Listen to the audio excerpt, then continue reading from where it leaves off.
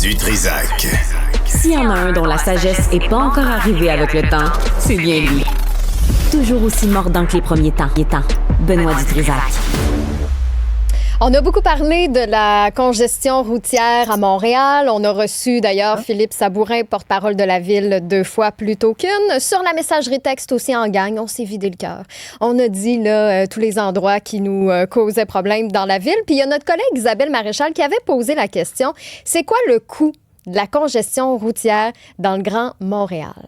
Bien, la communauté métropolitaine de Montréal a publié aujourd'hui des données de l'Observatoire Grand Montréal. Puis la réponse, combien ça coûte être pogné dans son char? 6,1 milliards de dollars. Tout ce communiqué de presse-là vient avec un beau graphique où on nous montre l'évolution là, avec les années. 1993, ça coûtait 1 milliard. 2003, 10 ans plus tard, 2,4 milliards. 2013, 4 milliards. Et 2023, 6,1, ce qui représente 2,1 % du PIB de la région. Puis on se rappelle le dernier rapport là, de la firme INRIX que Montréal se classe au 2e rang des villes canadiennes les plus congestionnées, 30e rang mondial, avec une moyenne annuelle de, on se souvient, 57 heures de dans temps ton char. Perdu. Mais ça, c'est bon pour nous autres quand on fait de la radio. Moi, je suis d'accord. Depuis que j'ai eu ça, j'ai ça fait qu'on soit. Même, on devrait être premier avant Toronto. C'est Toronto le premier, première ville. On devrait être premier. Je pourrais être sûr que les gens ont le temps de nous écouter. Bien, on veut tout le temps être premier, de toute façon. Je pense dans tout. Là, c'est l'objectif. Même dans les catégories pourries, oui. on veut être les premiers tant qu'à y être. Mais là, c'est plate, là, être en 2e place. C'est gênant. Et là, tu sais, ce qu'on dit, perte de temps, stress, augmentation de consommation d'essence, gaz à effet de serre, tout ça. Et si la tendance se maintient, la congestion de Montréal pourrait coûter 10 milliards de dollars d'ici 2030. Je pense que c'est l'objectif visé par Valérie Plante et tous ces sbires là, qui changent le sens des rues, qui augmentent les chantiers. Puis encore aujourd'hui, là, Delorimier, je suis sorti par le pont Jacques-Cartier. Ils ont ouvert un chantier qui reste sur Delorimier. Encore? Au niveau de Rachel. Ouais. Là, ça presse. Là. Tu sors du pont. Ça fait quoi, tu penses? Ben là, bouchon, ça refoule. Ça pollue, puis pour moi, je suis en voiture électrique.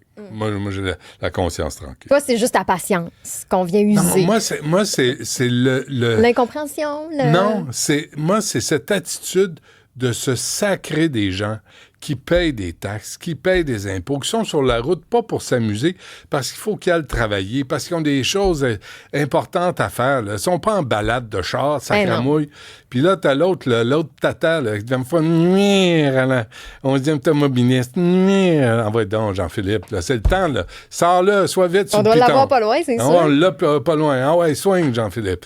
Mais c'est ça, cette politique-là, cette culture-là de faire chier le monde qui veulent travailler, qui payent des taxes, puis tu as intérêt à payer tes taxes, tes impôts, mais quand tu essaies de te rendre au travail ou de circuler, même quand tu as les transports en commun, c'est ça qu'ils veulent faire. Il faut nuire à la possession de la voiture individuelle. Il faut nuire à l'utilisation de la voiture au centre-ville. Brillant, prix Nobel.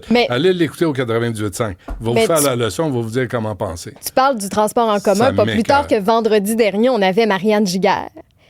Qui est la conseillère d'arrondissement du plateau Mont-Royal, conseillère associée à la mobilité et au plan vélo. Elle n'a pas de char, mais je veux dire, même elle qui n'a pas de char et qui utilise le transport en commun parce qu'elle n'a pas de char, disait que notre système de transport en commun, il est so-so, là. Il est déficient parce que c'est pas super efficace. Là. Ah oui, notre collègue Joanie qui vient de Saint-Léonard veut descendre, elle veut prendre l'autobus, les lignes sont annulées.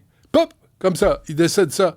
Fait que t'as un tata qui travaille avec un cabochon, qui travaille avec un sans-dessin, qui travaille avec un asti niaiseux, qui est tout ça sous le joug de la mairesse Plante. Fait que c'est ça que ça donne, Montréal. Ça donne la pollution, ça donne la congestion. Ça donne 6,1 milliards. Puis des rages au volant qui augmentent. Fait que félicitations. Il faut nuire aux automobilistes. Ça coûte cher quand même être pogné dans sa voiture. Imagine ce qu'on pourrait faire avec cet argent-là. Construire des autoroutes en plein centre-ville. Un petit peu plus tard à l'émission, tu vas recevoir François Lemay, président de la Fédération. Non, je ne veux plus. Non, je suis tanné. Non. Oui. Il est président. Il est tannant aujourd'hui. Il y a comme quelque chose là. C'est ma chemise bleu poudre, ça me fait ça. Penses-tu que c'est ça? Quand c'est pas foncé, je fais le pas. Oh. Ouais. OK, fait que demain, on va foncé. que c'est foncé. Dans le gris dans le bleu marine. Check ça. On me dit merci, mais c'est que je voulais je vais te lire plus tard un texto d'une policière de Saint-Jean sur Richelieu qui nous a écrit concernant la SQ.